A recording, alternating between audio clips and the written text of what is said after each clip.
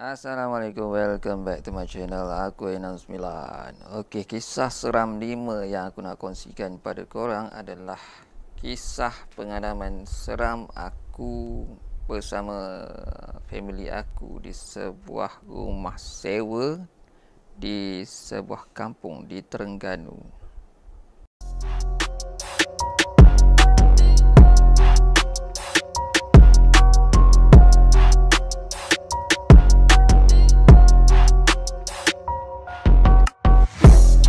Okey, kisah ni terjadi, kalau tak silap umur aku masa tu 14 tahun. Kami berpindah daripada rumah taman ke rumah kampung.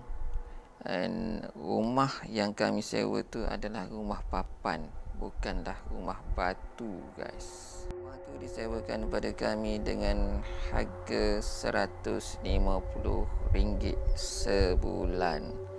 Rumah tu agak besar jugalah. And aku boleh imaginekan pada korang berkenaan dengan rumah tu.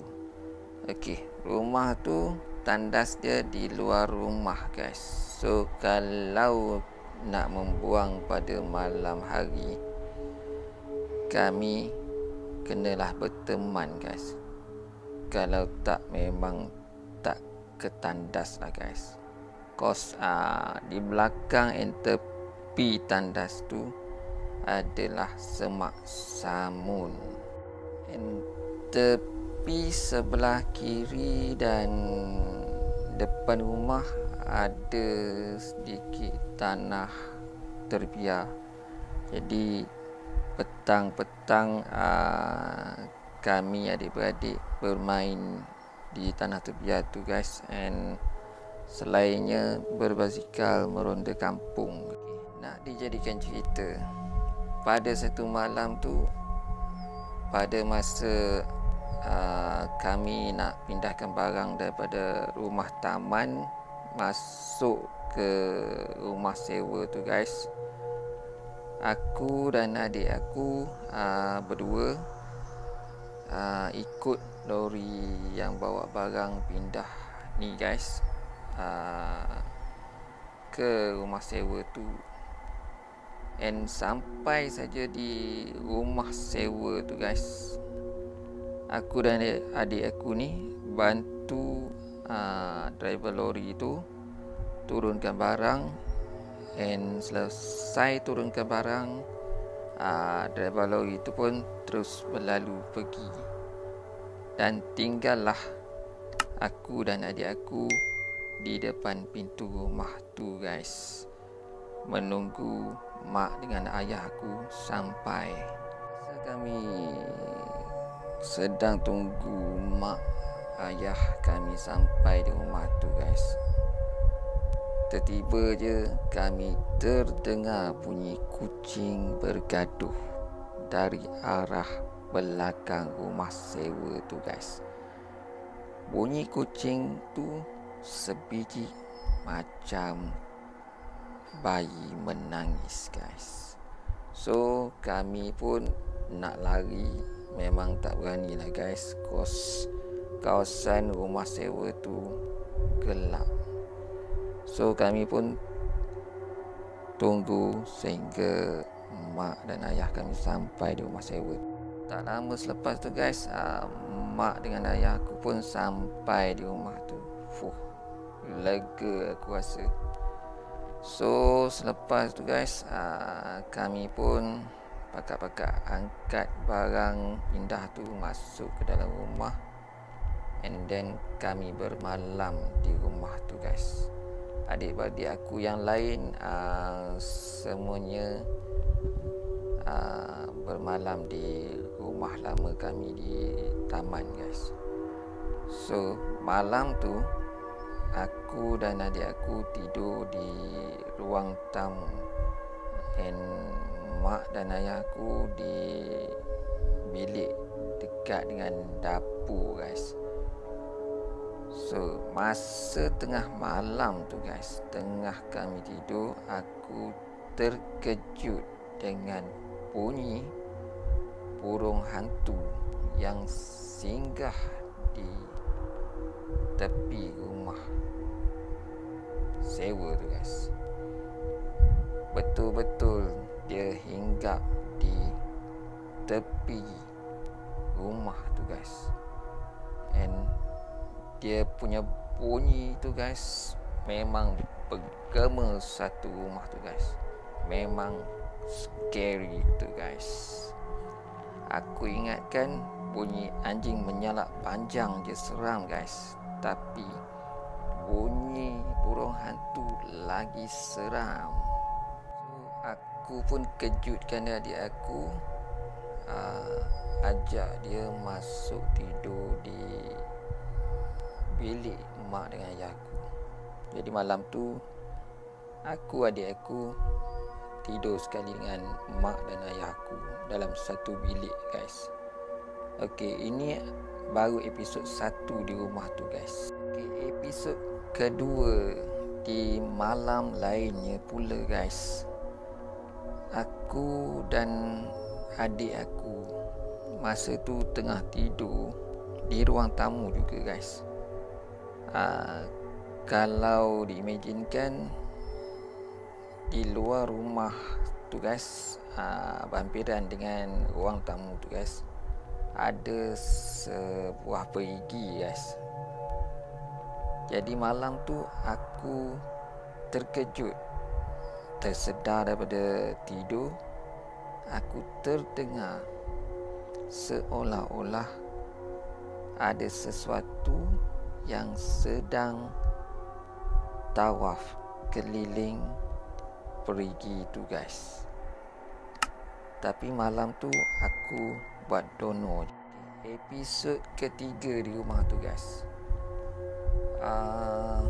di malam lain juga guys, aku masa tu sedang tidur di ruang tamu, dan adik-beradik aku yang lain tu tengah bergurau di dalam satu bilik, dan mak dan ayah aku sedang makan di dapur.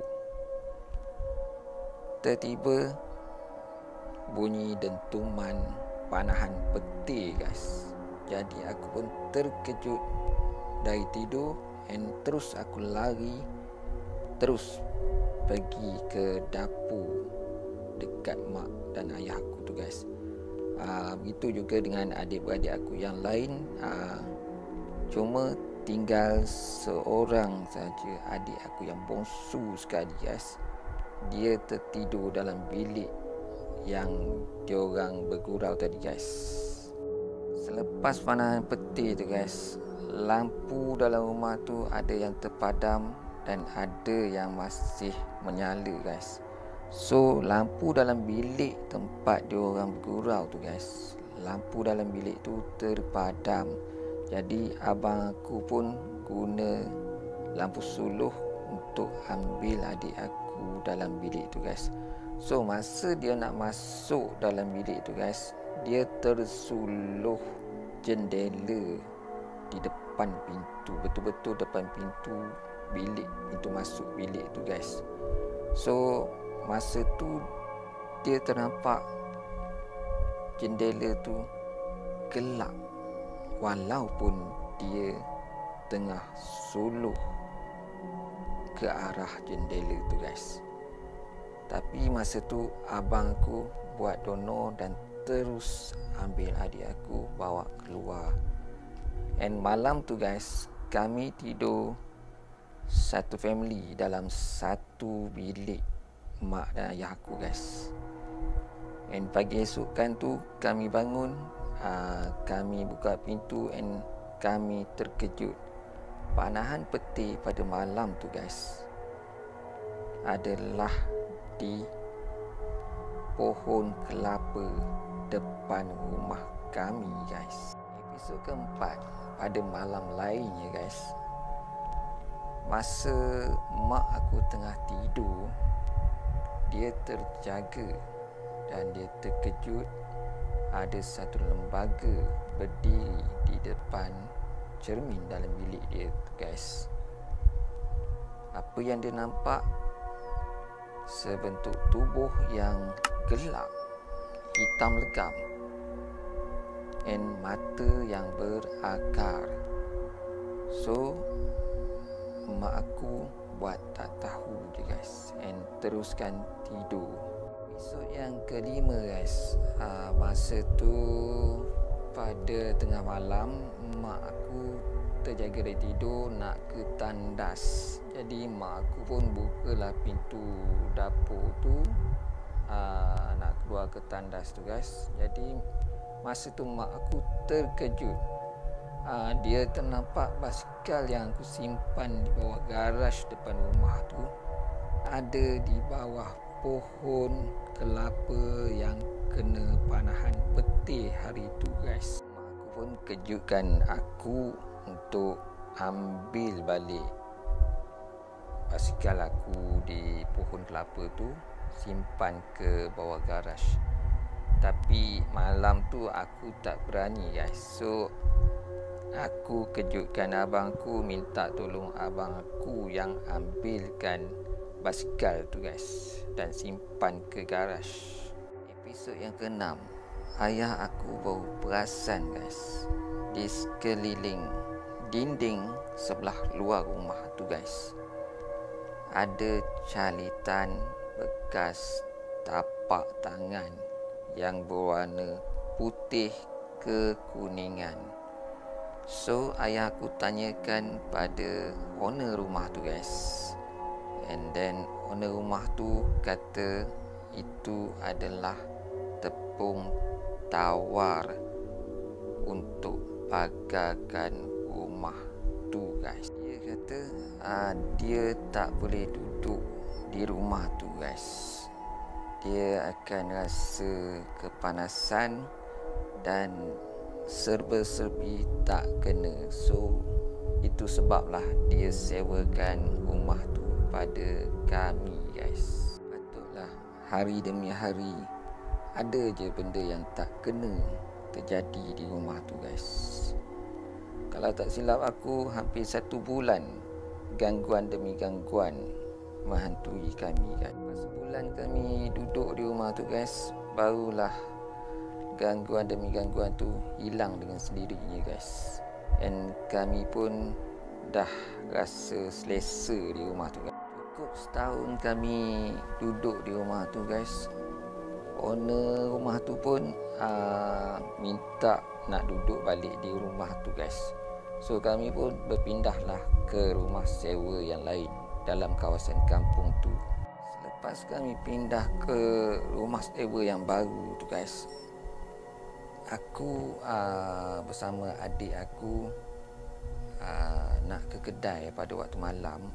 Kami lintas di depan rumah sewa lama kami tu guys. Apa yang kami nampak guys? Kami nampak semua pintu dan jendela rumah sewa lama kami tu guys terbuka luas, and kami nampak owner dan bomoh sedang tiupkan asap kemenyan dari dalam rumah. So itulah pengalaman seram aku bersama dengan keluarga aku di rumah sewa lama kami. So thanks for watching. Jangan lupa like, share, comment and subscribe. Assalamualaikum.